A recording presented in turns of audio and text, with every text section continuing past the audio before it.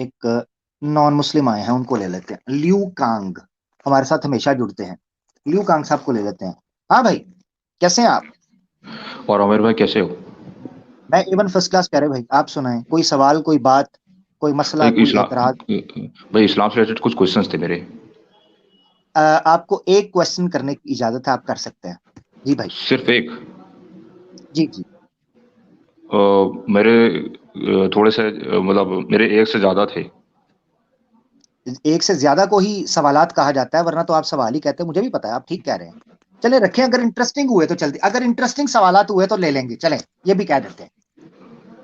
अच्छा ठीक है। अच्छा, आमिर भाई, ये मैं एक बात कहना चाहूँगा कि अच्छा, जैसे मैंने आप लोगों को देखा है कि मतलब जैसे आप लोगों के रिलीजन में एक, जैसे मतलब लोग कहते हैं कि आप लोग अपनी मतलब क्या कहते हैं लेडीज को किसी और कम्युनिटी में कभी मैरिज नहीं करने देते और कम्युनिटी के जेंट्स से, जैसे अगर आप लोगों के कम्युनिटी को कोई जेंट्स किसी दूसरी कम्युनिटी की लड़की से मैरिज करना चाहे तो वो तो उनको तो अलाउ है करना। लेकिन आप लोग अपनी कम्युनिटी की जैसे लेडीज है तो आप लोग कभी उनको किसी दूसरे कम्युनिटी के मतलब जेंट्स से मैरिज करने के अलाउ नहीं कहते, तो आप लोग ऐसा क्यों करते हैं? हाँ, उसकी वजह ये होती है। सबसे पहले तो मैं आपको बता दूं कि जो मुसलमान मर्द है, उसको भी हर औरत से इजाजत नहीं है कि वो बाहर हर की कम्युनिटी में शादी कर ले। नहीं नहीं, सिर्फ ये इजाजत सिर्फ अहले किताब के लिए थी। हमारा मर्द अगर हिंदू औरत से शादी करेगा, अलाउ नहीं है। यानी जो मुशरिक है उसके साथ अलाउ नहीं है। वो मुशरिक चाहे अहले किताब में ही क्यों ना हो, अहले किताब में से भी सिर्फ उन औरतों के साथ शादी करने की इजाजत है जो मुवाहिद हों, मुशरिक ना हो। और अहले किताब के अंदर मुवाहिद पाए जाते हैं।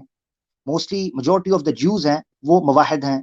इसी तरीके से क्रिश्चियंस में प्रोटेस्टेंट्स जो हैं मोस्टली, और इसके साथ साथ और कई मिशनरीज हैं, वो मोनोथीस्ट हैं, मुवाहिद हैं। तो उनके साथ शादी करने की इजाजत है। अच्छा, एक तो ये चीज है कि सब मर्दों को इजाजत नहीं है। उसकी वजह क्या थी वो भी मैं आपको बताता हूं। मगर अब आ जाते हैं औरतों की तरफ। सबसे पहले, औरत जो है वो ज्यादातर फॉलो करती है, क्योंकि इस्लाम के अंदर ना एक एक सिस्टम माना जाता है जिसमें मर्द को एक घर का इंचार्ज और गार्डियन के तौर पर एक्सेप्ट किया जाता है मर्द को।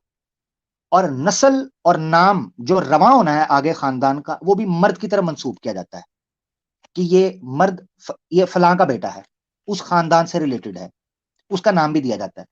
इस्लाम में इस चीज को सिक्योर करने के लिए कि फैमिली सिस्टम इस्लाम का सिक्योर रहे, इस एतबार से औरतों को अलाउ नहीं किया गया कि वो बाहर किसी नॉन मुस्लिम के साथ शादी करें, चाहे वो मवाहिद ही क्यों ना हो। नॉन मुस्लिम मवाहिद भी क्यों ना हो, उसके साथ शादी करना औरत को मना किया गया है। ये हमने अपनी कम्युनिटी को सेफ और सिक्योर करने के लिए ये तरीकाकार रखा। अब इतराज ये उठ सकता है कि मर्दों को इजाजत है, वो एक ऑप्शन है। उसकी वजह मैं अब आपको, मैंने कहा था ना, इसलिए आपको पहले बताऊंगा कि उसकी ऑप्शन बाद में, कि वो क्यों जरूरत देनी पड़ी। तो हमारा ये हक है कि हम अपनी जो सोसाइटी है उसको सिक्योर करें, अपनी नस्ल को महफूज करें, और माओ के उन बच्चों को सिर्फ उस घर के अंदर रखें जहां खालिस तौहीद की, रिसालत की, क़यामत की और जेन्युइन ट्रुथ की तालीम दी जाती है। हमारे नजदीक ये उसूल है। अब सवाल उठ जाता है, मर्दों को इजाजत क्यों है? अब इसके लिए जाना पड़ेगा पीछे। पीछे इसलिए जाना पड़ेगा कि जिस वक्त की इजाजत दी गई, उस वक्त हालात क्या थे, और क्या ये इजाजत, इजाजत की बात कर रहा हूं, हुक्म नहीं था, इजाजत थी। इसके पीछे जो हिकमत थी वो पता चलेगी, जो पीछे टाइम से रिलेटेड है। वो ये है कि पुराने दौर के अंदर जब ट्राइबल सिस्टम था, उस वक्त जब जब मर्द, एक कबीले का मर्द किसी दूसरे कबीले की औरत को अपने घर ब्याह के लाता था, ठीक है, दूसरी कम्युनिटी की औरत को अपने घर ब्याह के लाता था, उनके दरमियान जो पॉलिटिकल इश्यूज हैं या जो मिलिट्री के कुछ डिस्प्यूट्स हैं, जो आपस में जंगे शंगे हैं, वो रुक जाती थी। कबाइल में आपस में अमन अमान हो जाता था। तो ऐसी सूरत में दूसरी पोजीशन को सामने रखते हुए कि सोसाइटी सिक्योर करनी है और स्टेट को स्टेबलाइज करने के लिए, इस्लाम के अंदर मर्द को इजाजत दी गई कि वो नॉन मुस्लिम औरत के साथ मुवाहिद हो तो शादी कर सकता है, मगर औरत शादी नहीं करेगी, जिसकी रीजन आपको मैंने बाद में दे दी हुई। अब सवाल ये उठता है कि भाई औरत को इजाजत नहीं देते तो हम क्यों करें, हम अपनी सोसाइटी को खराब करवा दें? मुझे पता है आगे जवाब क्या आता है।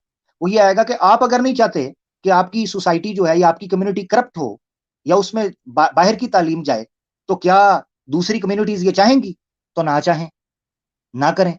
इसलिए मैंने कहा कि ऑप्शन है, इजाजत है, फर्ज और वाजिब और मुस्तहब नहीं है। इस्तरारी हालत है। इस्तरारी हालत का मतलब ये होता है कि जिस वक्त आपके पास दूसरी ऑप्शंस अवेलेबल हो, मगर ये ऑप्शन उन सारी ऑप्शन से ज्यादा बेहतर हो जाए और इससे कोई बड़ा फायदा हासिल हो सके, तो आप ये काम कर सकते हैं। इस तरह की इजाजत है ये।